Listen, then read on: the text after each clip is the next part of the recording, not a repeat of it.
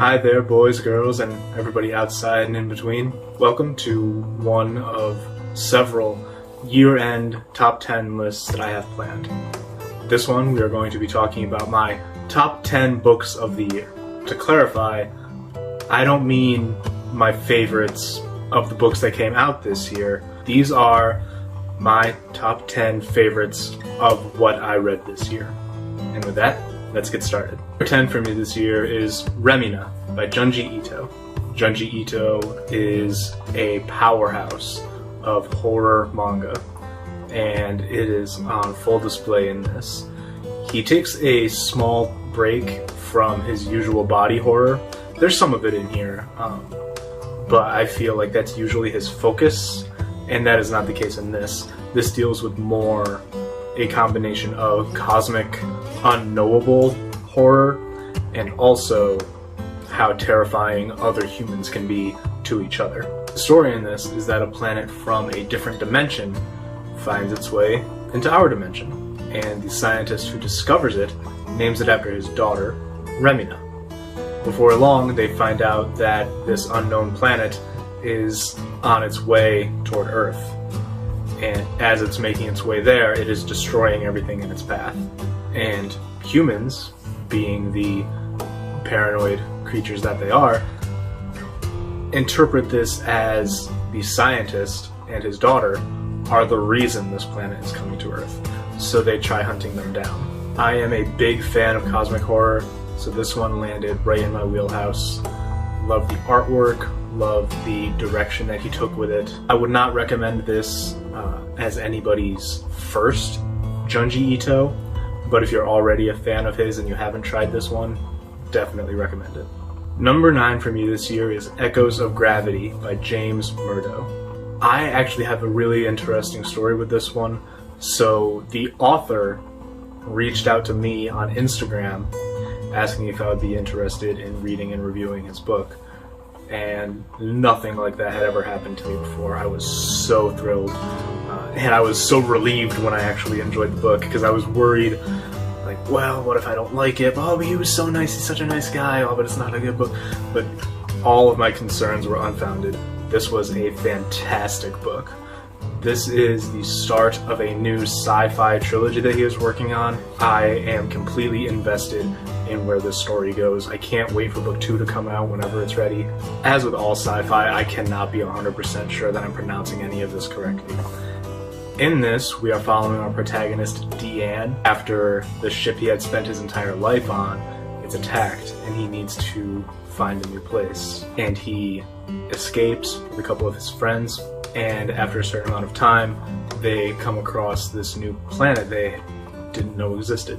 And after they land there, we are introduced to a plethora of fantastic sci-fi. Original creatures, concepts that are rooted in real-life science, which is something I am always a fan of.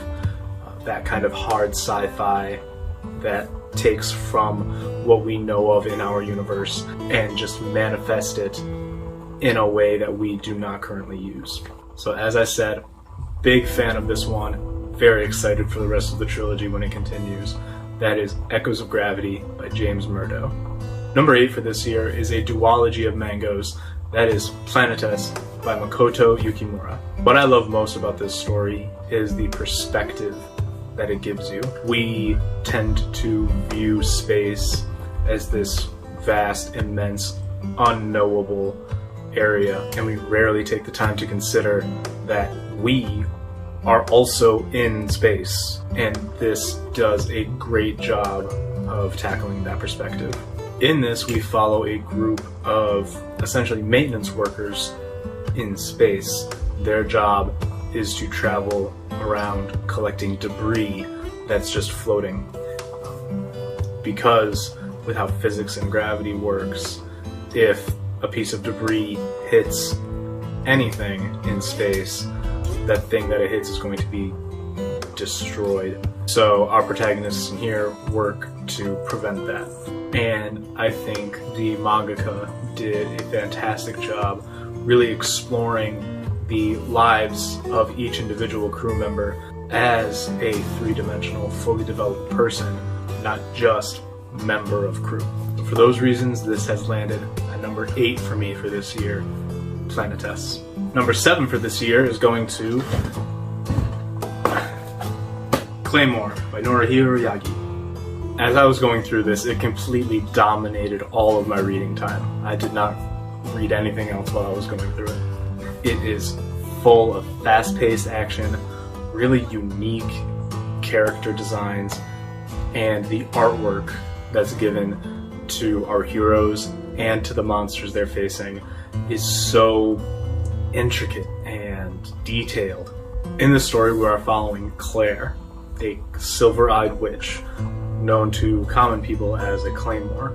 They are the only beings who are skilled and strong enough to face Yogi, which are these monsters that can take the shape of humans they've killed.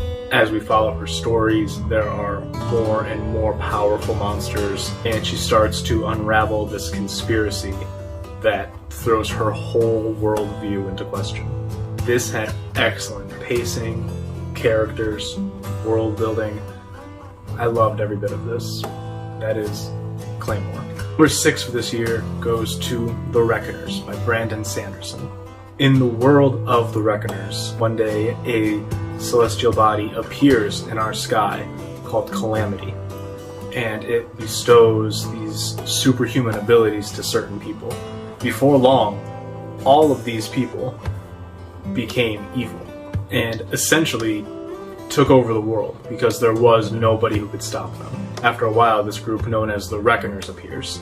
This is a group of unpowered regular humans trying their best to eliminate the epics. Epics are what the superhuman people are called. You can draw a lot of parallels between this and The Boys. In this, we follow our protagonist David as he joins the Reckoners and tries to not only get revenge for his father who was killed by an epic, but for the world that got taken away from people by all of these evil epics. Sanderson writes this in such an amazing way. There are twists and mysteries in every chapter. Half the fun I had reading this was trying to piece things together, and I loved it so much when I was wrong.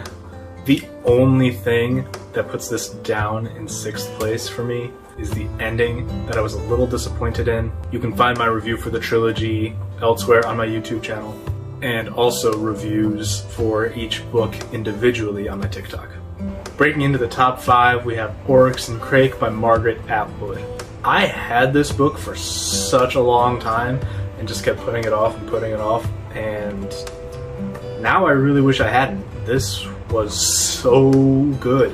This is book 1 of the Mad Adam trilogy, and I have the other 2 books. I am going to dive into them very soon, just based on how much I enjoyed this one. This is a post-apocalyptic world where we follow the last surviving human, Jimmy, or as he is known, Snowman. This is some of my favorite futuristic sci-fi, where no matter how long ago it was written, and this wasn't written that long ago, but the issues that it discusses, the topics that it has, are still things we are talking about today, and I love that. This is the first thing of Margaret Atwood's that I have ever read, and as I said, I'm going to continue on with the trilogy, depending on how much I like that. If I like the other books in this as much as I enjoyed Oryx and Crake, I'm definitely going to read more of her work, no question. Number 4 for this year is Coraline by Neil Gaiman. This is essentially a modern fairy tale. You follow Coraline as she and her family move into a new house, and one day as she's exploring, she ends up entering this alternate version of their house, and it has alternate versions of her parents and alternate versions of the neighbors. And it's clear that they want her to stay there, they're treating her very nicely, but there's definitely something else going on. I thought this was charming and delightful. Gaiman has always been a writer I enjoy, and this is no exception. If you like fairy tales, if you liked the movie and you're thinking about checking out the book, highly recommend it. This is the ideal book to have on a rainy day where you're just cuddled up with a book. This is exactly the kind of thing that you're picturing. For me, the bronze medal this year goes to Pet Sematary by Stephen King. Now, I went into this expecting your classic King-style horror. Idyllic family, moving into a small town in Maine, and then terrible things happen. That's basically the formula for King. But this book goes so much deeper. This deals with grief and loss and all the emotions that accompany that, the anger, the pain, the sorrow. This was so much more than just a scary book. And it makes you question things in yourself. How far would you go for the people you love? What would you be willing to sacrifice? Or the reverse side of that coin, what would you be willing to ask of them for you? I have not seen any of the Pet Sematary movies, so I can't say how well they were adapted or how truthful they remain to the source material. But what I can say is that the source material itself is phenomenal. This was such a good read, and even through all the hard to read, emotional moments, never stopped enjoying it. That is Pet Sematary. So the books that came in second and first for me, I don't have physical copies of. I gave them to friends. But that is because I love them so much that I wanted them to also read it. 2 this year is going to Mistborn by Brandon Sanderson. Specifically, Era 1 of Mistborn. I know there is a second trilogy. I have not read that yet, although I absolutely plan to. So this is the first Mistborn trilogy that we're talking about here. Completely reworked my frame of reference when it came to what fantasy can be. Now, before reading this, my view on fantasy came from Dungeons and Dragons, that kind of sword and sorcery, A Song of Ice and Fire kind of thing. And while I do still love all of that, Mistborn goes in an entirely different direction. And I could not get enough of it. We follow our protagonist Vin as she is learning about this very peculiar magic system that she can control. It's based on metals that you can ingest and then use to do different fantastical things. And we follow her through her training, through becoming a hero to the people. I don't want to spoil anything, so I'm not going to go into detail much. Just to say that if you are any level of fantasy fan, I strongly recommend Mistborn. The world building is top-notch. The magic system is probably the most unique one I have encountered in a long time. All of the characters, even the side characters, are complete three-dimensional people. Nothing falls flat. Nothing is disappointing. The action is absolutely top-notch. And even with magic and mystical things happening, it is easy to follow. And I also loved the epic scale and escalation that the story took. This is top-tier fantasy. I absolutely understand why it is so popular on BookTube and BookTok, and all the other creators were talking about it when it came out, and still talk about it today. Second best thing I read all year, Mistborn by Brandon Sanderson. And that will lead us to number 1, and anyone who has been around me this year will not be surprised at all that number 1 is Dune by Frank Herbert. When I tell you, I was obsessed with this book. I would blow off other things that I do like doing just so I could read this book more. Video games? Nah, reading Dune. Watch a movie? Nah, reading Dune. I was so fixated on this as I was reading it. I am, admittedly, a slow reader. It takes me longer to get through things than other readers that I know, and that was not an issue here. I blazed through Dune. I devoured this book, and I have no regrets. I absolutely loved it. I have the rest of the series of Dune. I actually just started Dune Messiah last night, so I am still in this universe, the Duneverse, still completely loving it. It has sci-fi, it has fantasy in it, there are witches and telepaths, warriors, and people who can tell the future. It sounds like an absolutely garbled mess, but it is written so well that it's easy to understand what's going on. I would say one of my favorite aspects of Dune is how it is your typical hero's journey, but it's telling you all of the problems that come with there being a hero.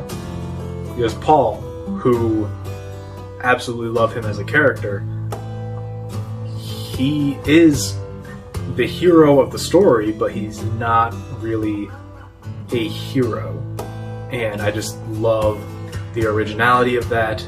I love taking such a well-known trope and hitting all the same beats, but doing so in a way that shows all the problems of it. This is a phenomenal, epic story. And if you are a science fiction fan, I would strongly recommend reading Dune. So those are my 10 favorite things that I read this year. In the comments below, let me know some of the best things you read this year. I would really love to hear from you. Or let me know your opinion on anything that I just talked about. If you enjoyed the video, leave a like, subscribe if you haven't already, and I'll see you next time.